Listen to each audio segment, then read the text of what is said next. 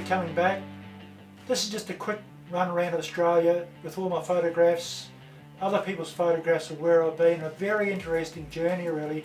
I could write a book on it. You can't really tell people about it. If you need to know anything else, subscribe to Kolesnikov Productions and ask questions, send messages, and I'll reply to them, or we'll do our best to reply. Thanks for watching. Okay, well when I went to Port Lincoln, I went to visit my friends, and well, the guys that I work with in the oil industry basically, there was Des Kenny, Steve Hunt and Todd Halliday. Now they're all big helps to me.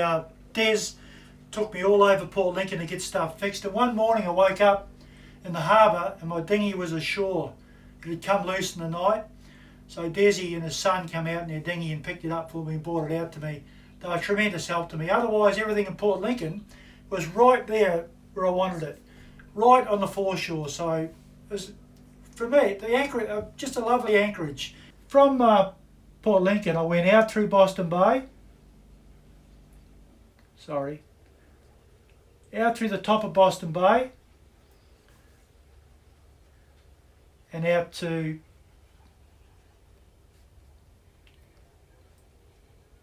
the Joseph Banks group out here. Joseph Banks group of islands. They're about 25 miles northeast of Port Lincoln.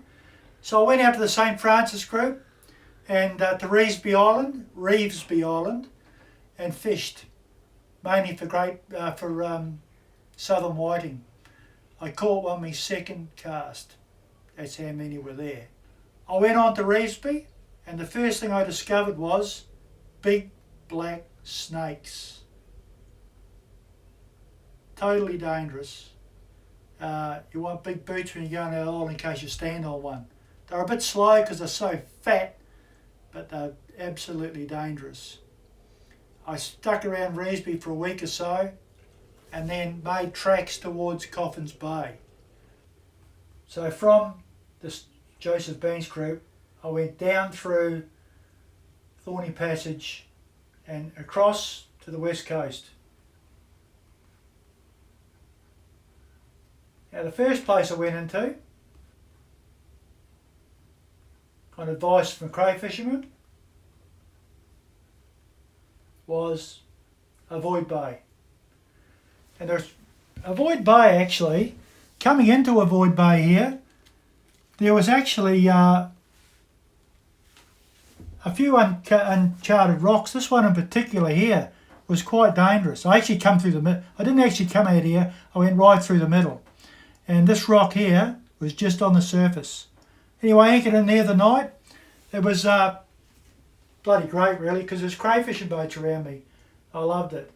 And then from there on, I went up into Coffin Bay. Now Coffin Bay is a bit different.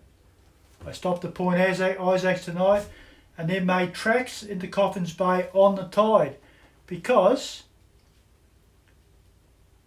it's a really shallow entrance, as you can see. Here's the entrance to Coffin Bay. Now I came down through the channel. Everyone said later on I should have come straight through here, but I didn't know that. All around Coffin Bay, you'll see in our photographs, we've got photographs to show you, is all this area here and down through here is oyster leases, famous for its oysters, Coffin Bay. I've got photographs of Coffin Bay to show you, and a better chart in fact. The only real drama I have at Coffin Bay was leaving one day, and when I got outside the entrance, I looked down the engine room to check before I started heading up to Flinders Island, and there's water spraying all over my engine.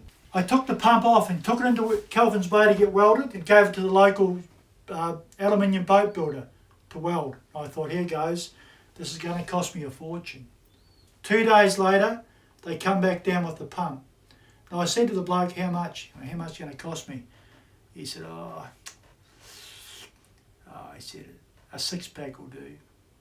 So it cost me 6 cartons of UDL cans, 6 cans of UDL of, I think it was Bundy rum. You won't get a cheaper job than that, I can tell you. Anyway, I got stuck in there for a while because I liked it so much, and so many people were coming down the boat, and I was talking to cray fishermen, and I started going to the yacht club for a few beers. I got a few photographs to show you. It was, you know, I had to get out, and I headed up to Flinders Island.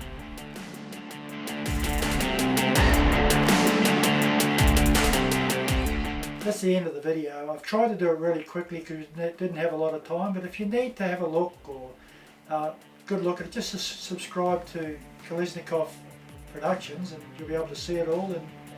And it's just a rough guide and all my photographs of what I've taken and other people's photographs of where I've been. An interesting journey about how great Australia really is. So thanks very much for watching, and